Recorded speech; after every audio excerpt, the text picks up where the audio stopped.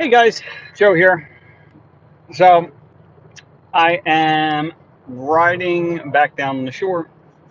I end up having to go see my uncle. Super sad. So this uncle, I think I talked about in another video. It's not my uncle, so he's my great uncle. But he was the person, like, especially when I was younger, would take us fishing and everything else. Like, awesome, awesome guy. And then a few months ago, he needed to start dialysis, but he didn't want to do dialysis. He's like, I'm just done. So then he ended up changing his mind, went through the dialysis, and then I just got a text today, and it's like, yo, from my one aunt, hey, just giving you a heads up. He decided to stop doing the dialysis. Grandma needs your love and support at this time. So I just stopped what I was doing and then just ran up there real quick, and like he doesn't look good, like at all.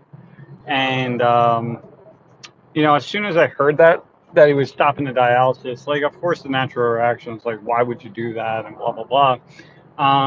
But like at the end of the day, like he's 80,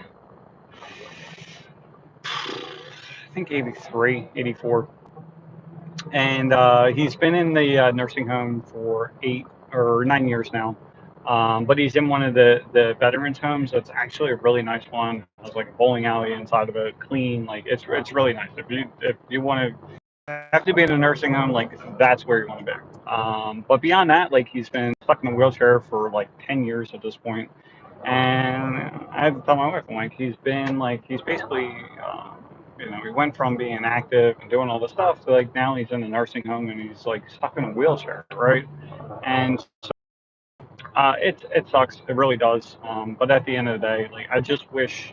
I think there's some states to do it, but I really wish they would just treat us like the pets. And like we had this one our one dog that we had to put to sleep, and that was probably last year, I think. And but we had one of the sites, mobile vets that actually came, and it was the best thing that we possibly could have done. Like it just was. Like they were, the dog was, in her own home.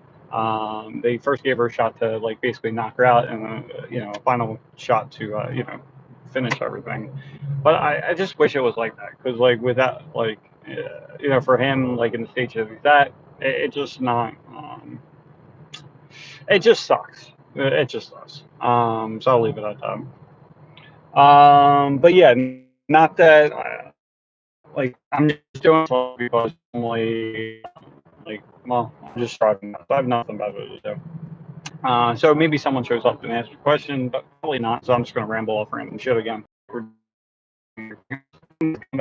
Copywriting. It's actually it's very interesting, especially because I think what we have issues with, like, number one is like you have to be able to sell well. Well, then what happens is that you're selling, your services for way less than you really should be, and these are giving me a headache. And so there's a few ways, and I talked about like there was another video recently on like how to be able to charge more and stuff like that.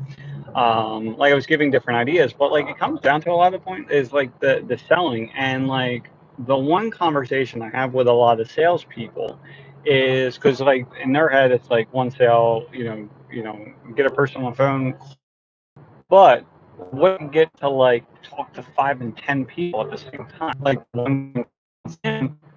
But like for copywriting, is that this gets you away from talking one to one to now talking one to many, and that one to many could be 2 people. I would do it better than anyone just because no one does it. Like like like like we're basically in preschool. Like we're like finger painting compared to like what they're doing, right? But if you get really good at it, like you can hire it out. The problem is anyone can say like they're a copywriter, and we've dealt with this.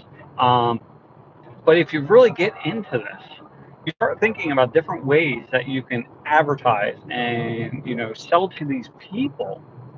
You're gonna be out way less. Like you're gonna be less.